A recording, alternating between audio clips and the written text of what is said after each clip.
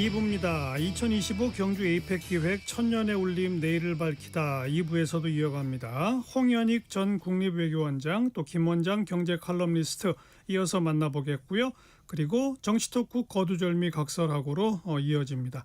KBS 1라디오의 모든 프로그램 유튜브에서도 함께할 수 있습니다. 실시간 방송 보실 수 있고요. 정치, 경제, 사회, 문화 다양한 주제의 콘텐츠들 마련되어 있어요. KBS 1라디오 유튜브 채널 구독, 좋아요, 댓글 부탁드립니다. 토요일 2부 출발하죠.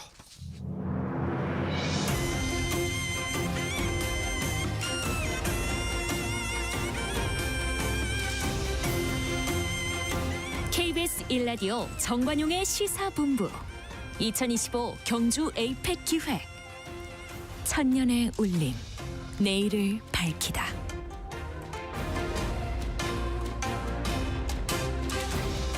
이번 에이펙 정상회의 한미정상회담 관련해서 안보 관련 부분 짚어보겠습니다. 홍현익 전 국립외교원장 직접 나와 계십니다. 어서 오십시오. 네, 안녕하십니까. 한미정상회담에서 이재명 대통령이 핵 추진 항모 얘기를 했고 바로 다음 날 트럼프가 미국에서 건조해라 대신에 오케이다라고 한 것이 가장 큰 이슈죠 지금. 그렇죠. 이게 뭐 한국의 국방력이 크게 증진되는 거고 혹자는 저 단군 이래 최대 국방 사업이라고까지 얘기를 하는데요. 우리나라가 삼면이 바다기 때문에 이게 핵 추진 잠수함 즉 원자력 동력을 가진 잠수함을 가지게 되면 시면에서 한 몇 달 동안 그 밖에 나오지 않고 활동을 할 수 있고 또 기동력도 빨라지기 때문에 이 다방면의 삼면 대한민국을 지키는 삼면의 바다에서의 국가 안보가 훨씬 더 강력해진다. 이런 측면에서 대통령이 그 카메라가 돌아가는 상황에서 공개적으로 시진핑 대통령한테 요구를 했는데 그 당시에는 발 반응을 안 했지만 왜냐하면 국방장관이 없으니까 그래서 하루 만에 미국으로 돌아가서 핵 추진 잠수함 만드는 것을 우리는 동의한다. 그러면서 미국의 그 하나 오션의 필리 조선소 거기서 생산해라 이렇게까지 얘기가 나왔습니다. 네. 지금 전 세계 핵 잠수함 보유한 나라가 6개 나라밖에 없다고요? 그렇죠. 핵 잠수함이라는 건 그야말로 그 소형 원자로가 필요하고 그리고 잠수함 기술도 뭐 한 5,000톤급 이상 돼야 되기 때문에 꽤 크거든요. 그런데 단지 이제 우리가 이게 시면에서 깊은 바다에서의 활동은 우리가 자유롭게 해서 훨씬 강화되지만 연안은 굉장히 얕잖아요. 얕은 데에서는 오히려 북한의 소형 잠수정 같은 게 침투할 수도 있으니까 그걸 지키는 무인 잠수정 같은 거를 보완적으로 우리가 사업은 해야 될 것 같습니다. 그런데 우리나라에서는 이미 잠수함 건조하는 그 건조 도크들이 있지 않습니까? 있죠. 우리가 잠수함 생산하고 있죠. 그런데 미국 그 지금 얘기한 필리조선소에는 그런 시설이 아예 없다면서요? 근데 뭐 그게 결국 옛날에 대우조선해양 그게 하나오션이 됐고요. 그래서 대우조선해양에서 만든 경험이 있기 때문에 디젤 잠수함을 요는 그 동력을 소형 SMR이라고 하는 소형 원자로만 가설하면 되기 때문에 그 기술은 우리가 왜냐하면 이게 그 31년 된 수건 사업이기 때문에 오래전부터 기술 개발은 해온 거예요. 그렇다면서요. 그러니까 실질적으로 우리가 한 10년 걸린다 그러는데 제가 보기엔 조금 땡길 수 있지 않을까. 그러니까 핵 잠수함 설계 시공 능력은 이미 있다면서요. 사실 있죠. 다만 이제 그 연료 공급. 근데 거기에 뭐 20% 미만의 이 전홍축 우라늄이냐 20% 이상의 고농축 우라늄이냐가 그렇게 차이가 크다면서요? 무슨 얘기입니까? 왜냐하면 지금 일본이 그 그 우라늄 농축하고 재처리를 거의 인정을 받았지만 농축은 20%밖에 못 하거든요. 그러니까 20% 이상은 미국이 허용해야 할 수 있는 거고 그러니까 20% 이하면은 우리가 이번에 원자력 협정도 개정해서 우리가 스스로 농축을 해서 쓸 수 있는데 20% 이상은 못 하니까 미국한테 또 의존해야 되는 거죠. 원자력 잠수함의 연료를 미국에 의존해야 되니까 미국의 통제를 받을 수밖에 없는 거죠. 또 다른 통제.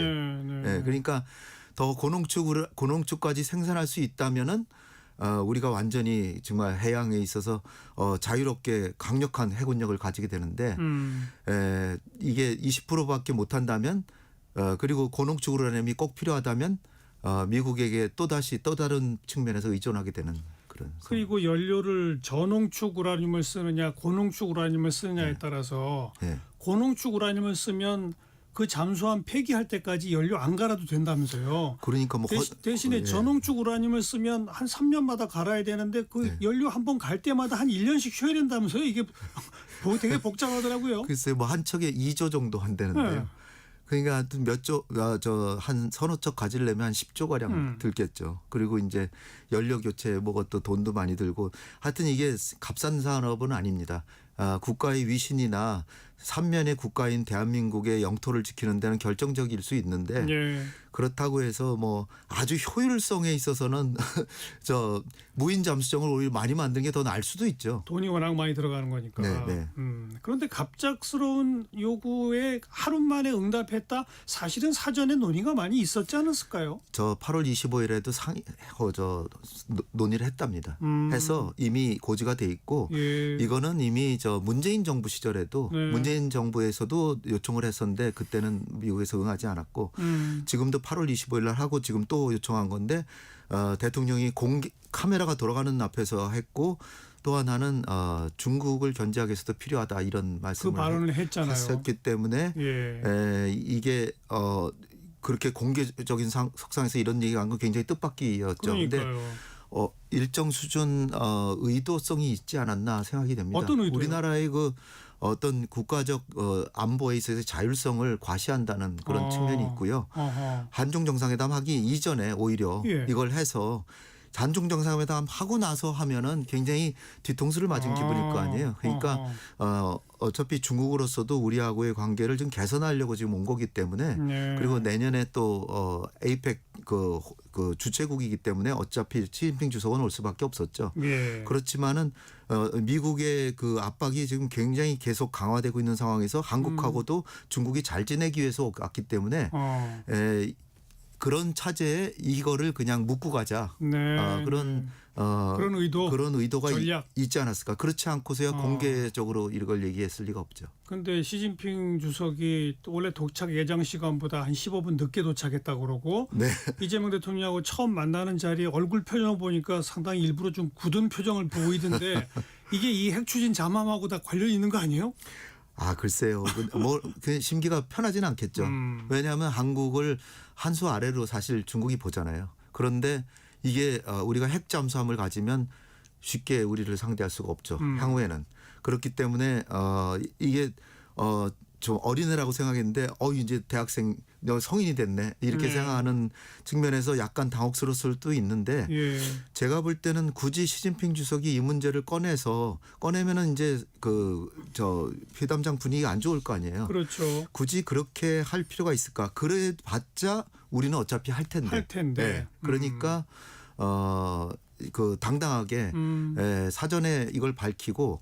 우리가 그 사드 때문에 중국이 시진핑 주석이 굉장히 뒤통수를 맞았다고 생각을 했던 게 그전에 박근혜 대통령하고 굉장히 사이가 좋았잖아요. 예. 그리고 계속해서 사드 배치를 안 한다라고 계속해서 강조를 해왔다가 그 황교안 총리가 중국을 방문해서 심양을 웬만하면 방문을 안 하게 해주는데 그 총리한테 심양도 방문하게 해줬는데 황교안 총리가 박근혜 대통령한테 물어보니까 사드 배치를 안 할 겁니다라고 해서 가서 얘기를 했대는데 그러고 나서 일주일 뒤에 한다고 발표한 거예요. 그러니까 이 한중 간에 제일 심각한 거는 사드 배치 자체가 레이더 문제도 있지만 더 심각한 건 신뢰가 손상됐다는 거죠. 예. 그래서 이번에도 어차피 우리가 할 거면 미리 밝히는 게 낫다라고 생각했을 가능성이 있습니다. 네.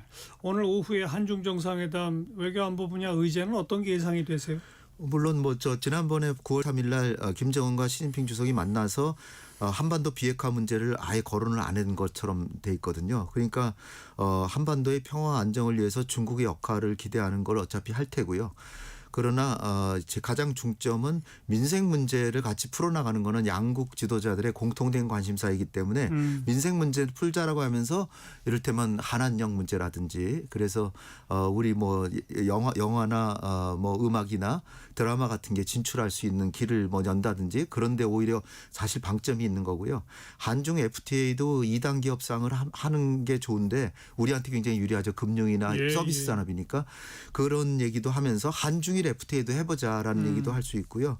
그리고 이제 고위층 간의 소통 채널을 개설한다고 맨날 합의만 되고 실현이 안 되는데 이젠 진짜로 해보자 그런 얘기들을 하는 것으로 하고 그러니까 가장 초점이 될 수도 있는 우리가 무슨 뭐 대만 문제를 거론한다든지 이런 건 굳이 할 필요가 없는 거죠. 네. 한반도 비핵화 단어가 나올까요?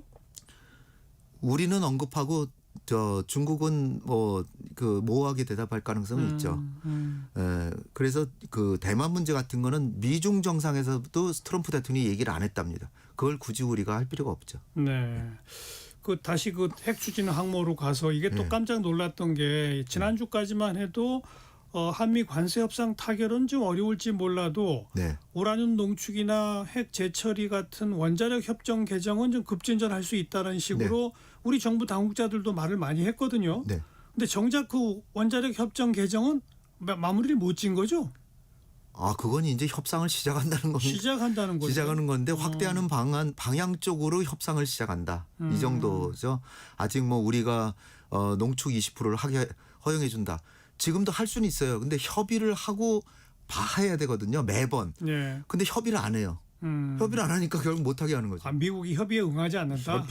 협의하면 할 수 있어요. 근데 협의를 아예 응하지 않으니까 그거를 이제 20% 이하는 협의 없이 할 수 있게 하고 20% 이상은 일본처럼 협의해서 동의하면 할 수 있게 하고 재처리는 지금 우리 시급하잖아요. 폐기물이 거의 그 포화 상태이기 때문에 그걸 줄이기 위해서도 농축을 하면 굉장히 분량이 10분의 1인가로 줄어든답니다. 그래서 농축이 아니라 재처리가 반드시 필요하죠. 우리는. 재처리하면 또 원자로의 그 연료를 더 얻을 수 있고 더 얻을 수도 있고 재사용할 수도 있는데 그러니까 이걸 좀 빨리 마듭지어야 되지 않아요?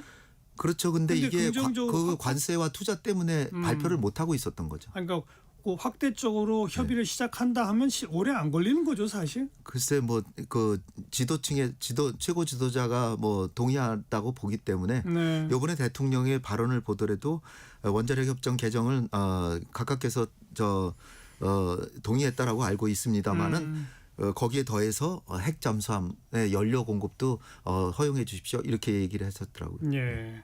자, 우리 홍현익 박사께서는 김정은과 트럼프가 만날 가능성이 매우 높다라고 이 방송에서도 하셨는데 결국은 틀렸어요. 네. 불발됐습니다. 네. 왜 그렇게 된 겁니까? 틀린 이유는 김정은은 전 다 준비됐었다고 보는데 이거는 트럼프 대통령이 일본에 가서 다카이치를 만나자마자 다카이치 총리가 뭐라 그랬냐면 트럼프 대통령도 북한의 완전한 비핵화를 추진하겠다고 약속했다. 그랬어요. 그러면 뉴클리어 파워라고 얘기하고 김정은이 제일 바라는 건 뉴클리어 웨펀 스테이트라는 걸 인정받는 건데 그건 아니더라도 더 이상 비핵화를 추구하지 않는다는 것 정도를 바라는데 이건 북한의 한반도의 비핵화도 아니고 북한의 완전한 비핵화를 추진하겠다라고 약속했다. 그러니까 김정은으로서는 이 싱가포르의 약속도 트럼프가 안 지켰고 그다음에 하노이에서도 다 합의가 된 걸로 알고 갔는데 또 다른 요구를 함으로써 이 결렬이 됐는데 결국 트럼프 대통령은 말과 행동이 다른 사람이다. 따라서 또 그때 그 엄청나게 굴욕을 당했던 수모 그런 게 떠오르고 그래서 이번에는 중국과 러시아하고의 협력이 중요하다. 특히 시진핑을 만나서 오랜만에 6년 만에 이제 원조가 굉장히 막 쇄도할 차제인데 또 시진핑 주석이 서울 경주에 와 있는데 거기다가 지금 또 트럼프하고 김정은이 만난다면 시진핑 주석한테 누가 된다라는 생각도 했을 테고 여러모로 볼 때 지금은 안 만나더라도 트럼프는 다시 올 것이다. 그렇게 해서 안 만난 것이지 그러니까 가장 결정적인 건 다카이치가 북한의 완전한 비핵화를 트럼프 대통령도 추진할 것이다라고 얘기했기 때문에 그 직후에 이제 반응이 없었거든요. 그런 걸로 저는 생각합니다. 그래도 조만간 만나면 아마 추진될 거다. 그거는 이제 우크라이나 전쟁이 끝난다거나 또는 내년 1월 말에 노벨 평화상 후보자 추천이 마감됩니다. 그러니까 내년 1월 말 이전에 트럼프 대통령이 다시 만나려고 시도할 것이다라고 생각할 거라고 봅니다. 알겠습니다. 홍현익 전 국립외교원장이었습니다. 고맙습니다. 감사합니다.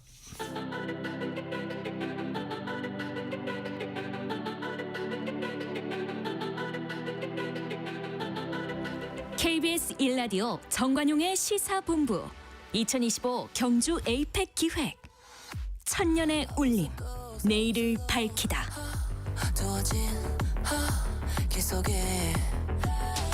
네, 에이펙 정상회담, 한미 정상회담, 미중 정상회담 또 이제 경제 분야 또 평가해 봅니다. 김원장 경제 칼럼니스트 나오셨어요. 어서 오세요. 안녕하세요.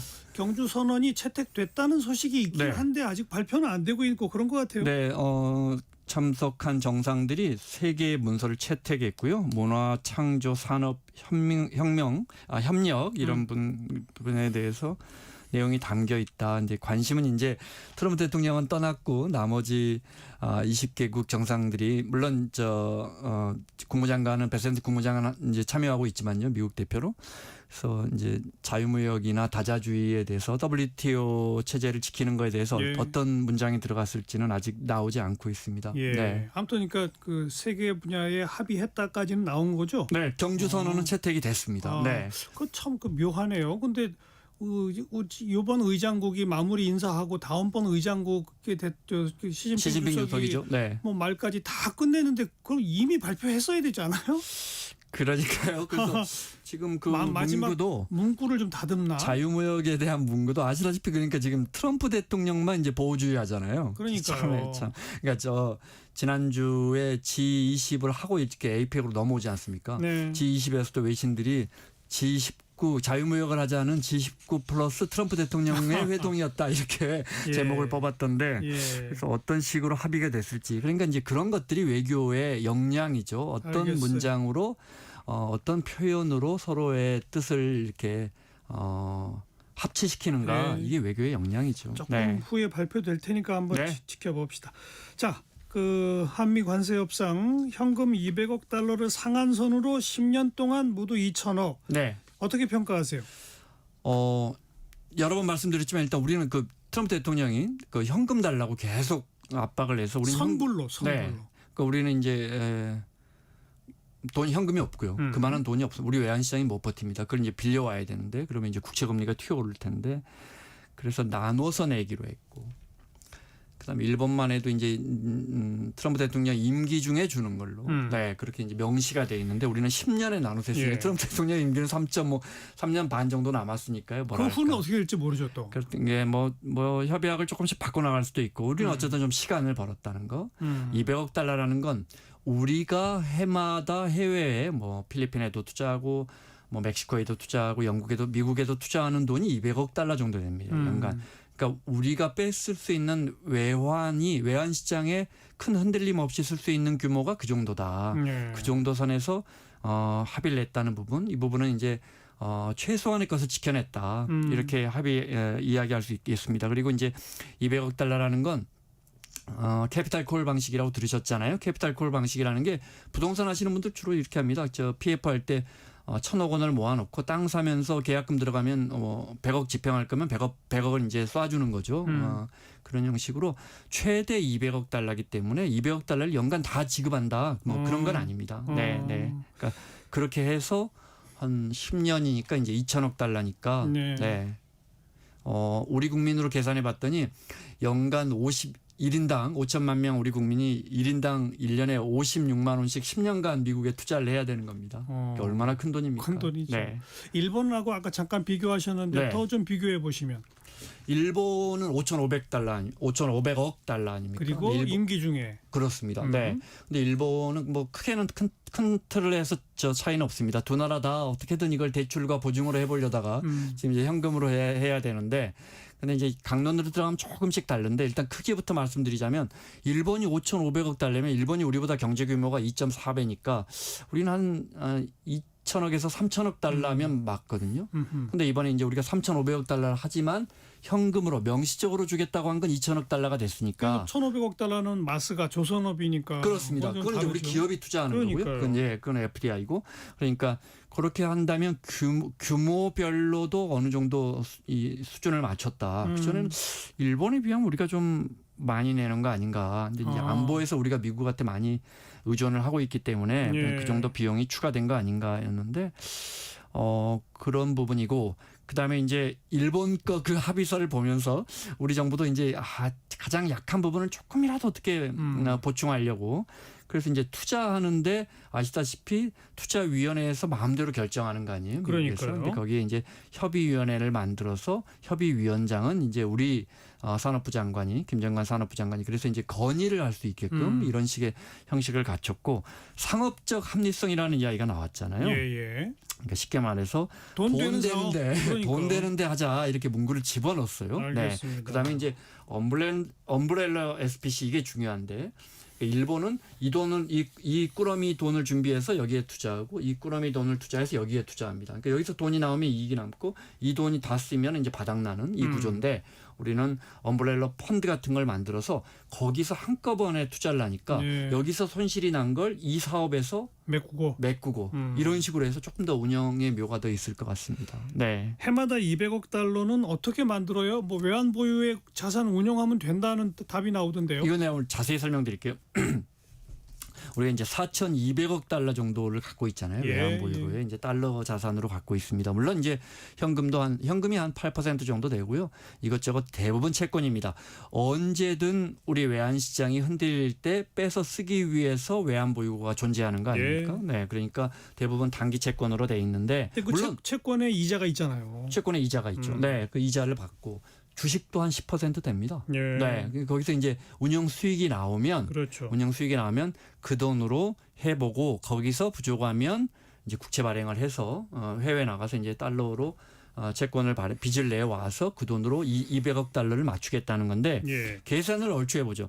일단 한국은행은 이 4,200억 달러를 운용해서 1년에 얼마를 버는지 수익률을 공개하지 않습니다.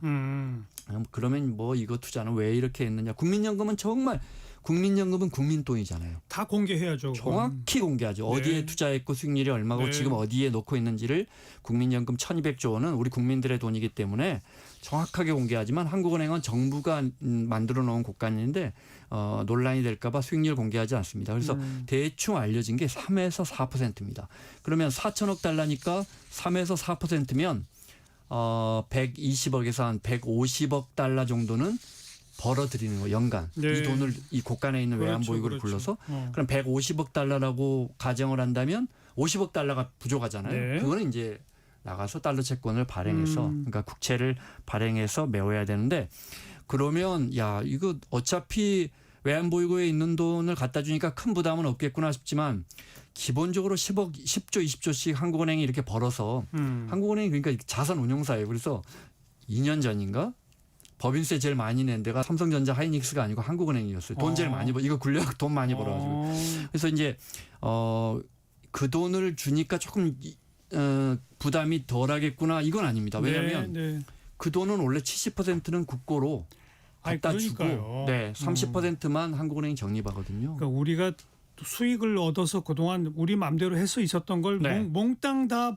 미국에 줘야 한다는 미국에 건 투자하는 거죠. 큰 부담이죠. 네. 사실은. 이것도 생각해야 합니다. 국민연금 1,200조는 우리가 꼬박꼬박 모아놓은 돈이니까 거기서 나오는 수익은 다 우리 건데 외환 보유고는 외평채 같은 걸 발행해서 빚을 내서 만들어 놓은 돈이잖아요. 거기서 이자를 또 내야 하잖아요. 예. 그 올해 이번 달에 외평채가 한 10억 달러 정도 발행된 거 제가 이자율 봤더니 3.6%에 그러니까 이 이자는 또 따로 들어가는데 그렇죠. 이걸 만회하기 위해서 이 돈을 굴려서 상당 부분 그걸 메꾸고 있었는데 이제 그 돈을 미국에 투자해야 한다. 네. 이렇게 이해하시면 되겠습니다. 조선업 1,500억 달러는 FDI, Foreign Direct Investment 그러니까 그 해외 그냥 가서 직접 투자하는 겁니다. 그렇죠? 네. 우리 기업이 투자하는 거죠. 하고 이익 나면 받아오는 겁니다. 알겠습니다. 간단한 겁니다. 알겠습니다. 르노 같은 게 이제 그러는 기업들이 우리 부산에 한 7천억 알겠습니다. 정도 투자하고 있는데 그런 거하고 똑같은 겁니다. 네.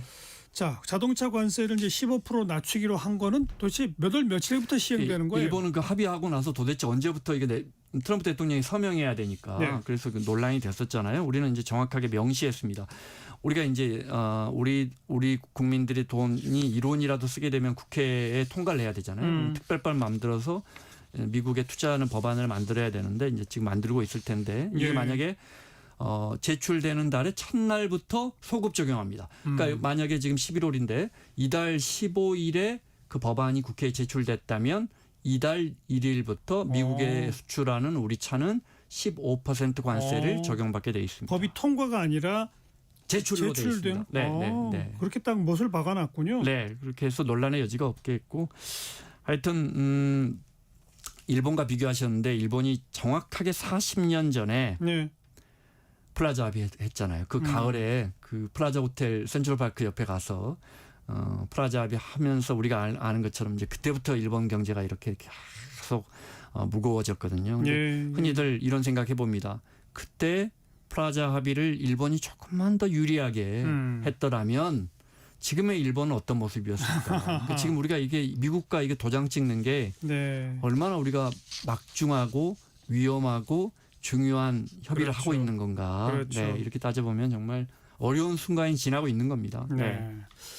다음 이제 또 경제적으로 주목된 게 네. 에이펙 CEO 서밋에 엔비디아의 젠슨 황이 참여한 거. 네. 젠슨 황이 삼성하고 현대차 뭐 치맥 뭐 먹고 네. 그 다음 날 뭐 또 저 게임 행사도 같이 네. 하고 모양새가 아주 좋았습니다. 화제 만발이에요. 근데 게다가 이제, 네. GPU 26만 개 한국에 준다. 네. 아주 화제 근데 만발입니다. 그것도 보십시오. GPU 한국 사람들에게 아주 기뻐할 만한 선물을 줄 거야. 와서 보따리를 풀어보니까 자기 제품 팔겠다는 거 아닙니까? 팔겠다는 거지만 근데 귀에서 못 구하는 제품이란 그러니까요. 말이에요. 네. 근데 거기에 들어가는 핵심 부품은 정작 하이닉스가 만드는데 하이닉스 삼성이 만들죠. 만드는데 와서 마치 우리에게 어마어마한 걸 베푸는 것처럼 왜냐하면 우리 그게 필요하거든요. 필요한데. 우리가 이제 피지컬 AI 이 시장을 만들려면 우리가 지금 국내에 다 갖고 있는 게 5만 개밖에 안 된대요. 네. 그런데 26만 개를 우리가 먼저 확보했다는 건 다른 나라를 비해 거죠. 보면 네. 대단한 거죠. 이거 지금 중국에 못 들어가게 미국이 얼마나 수출 통제를 하고 그러니까요. 있습니까? 네.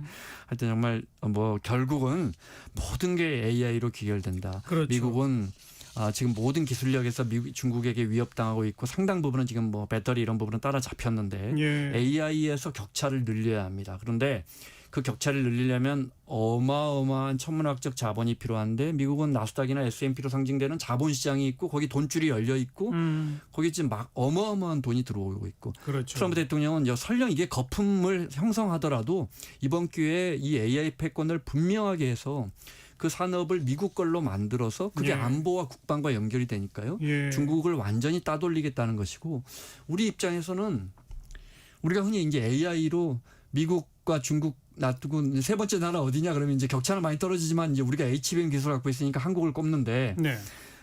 3등은 꼭 자신을 입증해야 되는 거예요. 우리가 왜 3등인가 입증해야 한단 입증해야죠. 말이에요. 네. 근데 이제 우리 기업들이 이번에 에이펙도 마찬가지고 이런 데서 협력 가능한 빅테크 기업들과의 그런 어떤 시장을 찾아내고 더 그 시장을 두텁게 하는 그런 걸 만들어 나가야 되죠. 네. 지금 전 세계 시가총액 1위부터 10위 기업 중에 사우디 아람코를 빼면 전부 다 빅테크 AI 기업. 맞아요. 그러니까 그 기업들과 협력할 기술을 이만큼이라도 갖고 있는 기업들은 지금 어마어마하게 성장하고 있습니다. 네. 우리 하이닉스와 삼성전자가 마찬가지고요. 그런 거죠. 그러니까 우리가 어떻게든 이 시장에 뛰어들어서 아까 제가 이제 3등이다 굳이 이렇게 표현을 했는데 네. 이 우리 몫을 찾아내는 게 그게 이제 우리 경제입니다. 예. 네. 젠슨 왕이 한국을 이렇게 통 크게 파트너로 선정한 거는 한국만큼 이 모든 걸 다 잘할 수 있는 데가 없다라고 본 거 아니에요? 그렇습니다. 어차피 이제 TSMC가 있는 대만은 상수고요. 예. 거기에 우리 기술력 없이는 못 만들거든요. 되니까. 네, 그런데 보십시오. 하이닉스가 굉장히 주가가 많이 올라서 지금 400조 기업이 됐는데 예.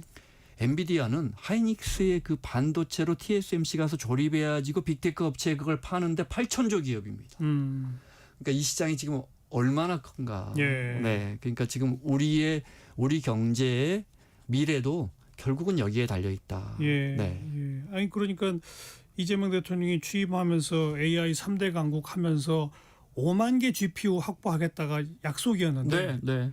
이게 지금 뭐 5배가 넘게 26만 개가 들어오게 된 됐습니다. 거는 이건 정말 빅뉴스인 거죠. 그래서 어제 그제 치맥 계산해야 할 사람은 이재명 대통령이었다. 네, 그 이야기가 나옵니다. 예. 이제 중요한 건 에이펙이 이제 정말 잘 마무리가 됐습니다. 에이펙이 시작하기 전만 해도 우리 관세 문제, 미중이 협상, 또 중일 정상 뭐 모든 게 다 불확실했거든요. 그러니까요. 그래서 잘 마무리가 된 것 된 것 같아요. 같은데 중요한 건 이제 지금 지정학적으로 누가 내 편이냐 재편되고 있지 않습니까? 그러니까요. 그런데 이제 우리는 그러니까 지원 지투가 싸우는데 우리가 가장 교역량이 많은 나라가 그 두 나라입니다. 그렇죠. 그러니까 우리가 가장 어려운 위치에 서 있다. 네. 그러니까 우리 전략적 외교의 성과가 곧 우리 경제 지표로 이어진다. 그러니까 외교가 지금 우리 정부가 얼마나 중요한 위치에 서 있는가. 예. 네, 우리 전략적 외교가 이재명 정부가 균형 외교 하겠다는데 이게 얼마나 중요한지. 알겠습니다. 이번에 또 거듭 확인한 건 네. 미국도 중국도 서로 망하는 건 원치 않으니까 네, 네. 우리도 현명하게 대처하면 될 거예요. 우리 이제 5회 아마 이제 한중 정상회담이 있죠. 있습니다. 예. 이재명 대통령이 처음으로 시진핑 주석과 이제 대화를 나누는데 우리가 이제 미국과 가까이 가면서 중국과는 아무래도 거리가 멀어질 수밖에 없습니다. 그런데 제가 수치로 설명드리자면 우리가 200억 달러씩 지금 미국에 10년간 줘야 하는데 지난 2001년에 중국이 자유무역 그러니까 WTO 체제에 들어오고 이 자유무역 제대로 들어온 다음부터 지금까지 우리가 중국에 수출해서 남은 흑자액이 연간 200억 달러에서 300억 달러. 아이고, 예. 그러니까 식당도 단골이 얼마나 중요한. 그러니까 우리가 중국과 잘해야죠. 네, 알겠습니다. 그게 이제 외교의 힘인 거죠. 네. 김원장 경제 칼럼니스트 고맙습니다. 고맙습니다. 1시 31분 지났습니다. 잠깐 교통정보 전해드리죠. 이현 씨. 네, 집에만 있기 아까운 주말이죠. 고속도로 지금도 가장 길게 막히는 곳은